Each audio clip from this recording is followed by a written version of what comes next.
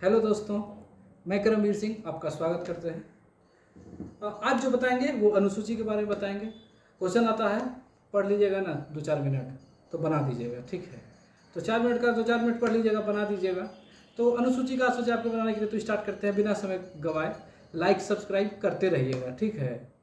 Like subscribe करते रहिएगा, लेकिन पहले ध्यान देते हैं अनुसूची पर। तो अनुसूची पहले मूलतः जब संविधान बना था उस समय 8 अनुसूची थी, अभी 12 अनुसूची है।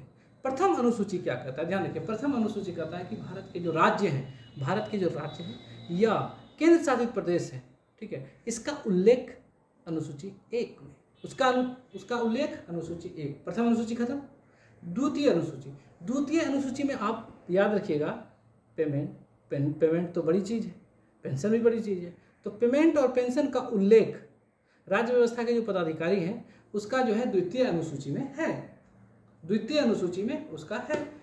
जैसे में अब पूछेगा कि पदाधिकारी में कौन कौन, तो राष्ट्रपति है, ठीक है, राष्ट्रपति है, राज्यसभा के अध्यक्ष, उपाध्यक्ष, या राज्यसभा के सभापति, उपसभापति कह सकते हैं, लोकसभा के अध्यक्ष, लोकसभा के उपाध्यक्ष, ठीक है, और ये क्या कहते हैं कि लोकसभा के अध्यक्ष हो गया, राज्यसभा के अध्यक्ष हो गया, लोकसभा के उपाध्यक्ष हो गया, न्यायाधीश, उच्च न्यायालय, उच्चतम न्यायालय के जो न्यायाधीश हैं, महालेखा नियंत्रक परीक्षक जो है, उसका पेंशन और पेमेंट का उल्लेख द्वितीय अनुसूची में है। तृतीय अनुसूची अब आते हैं तुरंत में। द्वितीय अनुसूची हो गया, अब आते हैं तृतीय अनुसूची में। तृतीय अनुसूची कहता है कि शपथ।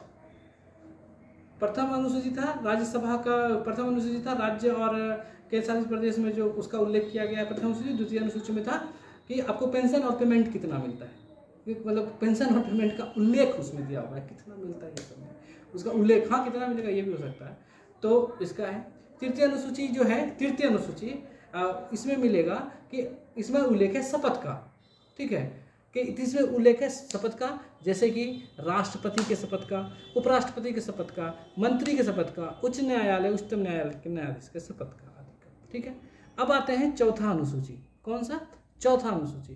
चौथा अनुसूची कहता है कि किसी भी राज्य जो विभिन्न राज्य हैं उसमें राज्यसभा में उसका कितना प्रतिनिधित्व होगा, ठीक है, कितना राज्यसभा सीट होगा, वहाँ से कितना प्रतिनिधित्व होगा, ये चौथी अनुसूची में कहती है, ठीक है। हमको लग रहा है कि आप बढ़िया समझ रहे हैं, ठीक है। अब इसी तरह 2-4 मिनट देखिए ना, सब समझ जाइएगा। पांचवा अनुसूची, ठीक है। अब आते हैं, चौथा अनुसूची हो गया, अब आते हैं पांचवा अनुसूची। पांचवा अनुसूची कहता है कि जो विभिन्न जनजाति क्षेत्र है, ठीक है, विभिन्न जनजाति क्षेत्र है, वहाँ पर प्रशासन कैसे होगा, उसका नियंत्रण कैसे होगा, ये सब चीज़ के बारे में भिन्न राज्यों और वो क्षेत्रों में प्रशासन के बारे में दिया गया है। ये हो गया पांचवी अनुसूची। छठी अनुसूची कहती है असम, मेघालय, मिजोरम, त्रिपुरा। असम, मेघालय, मिजोरम, त्रिपुरा, इन 4 राज्यों में जो विभिन्न जनजातीय क्षेत्रों में जो अनुसूचित जनजातीय अनुसूचित के क्षेत्रों में प्रशासन का प्रावधान जो है ये छठी अनुसूची में। अब आते हैं 7वीं, 6 हो गया, अब आता है 7वीं अनुसूची। ध्यान रखिएगा, 7वीं अनुसूची क्या कहता है कि राज्य और केंद्र के शक्ति के बीच का बंटवारा, राज्य और केंद्र के शक्ति के बीच का बंटवारा। तो इसमें 3 सूची है, संघ सूची, राज्य सूची, समवर्ती सूची। संघ सूची कहता है क्या? संघ सूची कहता है कि इसमें संघ का वो होगा, कार्य करेगा। राज्य सूची में कहता है राज्य काम करेगा, समवर्ती सूची में दोनों कंट्रोल करेगा। अब आते हैं 8वीं अनुसूची में। अब आते हैं, हो गया कि संघ सूची, राज्य सूची, समवर्ती सूची। अब आते हैं 8वीं अनुसूची में। 8वीं अनुसूची में 14 भाषाओं का था। कितने भाषा का? 14 भाषाओं का था। लेकिन जब संविधान बना था 14 भाषाएं थी, अभी 22 भाषाएं हैं। कितनी भाषाएं? अभी 22 भाषाएं हैं, पहले 14 भाषाएं थी। अब याद रखिएगा 1967, 1992 और 2003। 1967, 1992 और 2003। 1967 में जो जोड़ा गया था, 1967 में जो जोड़ा गया था वो था सिंधी।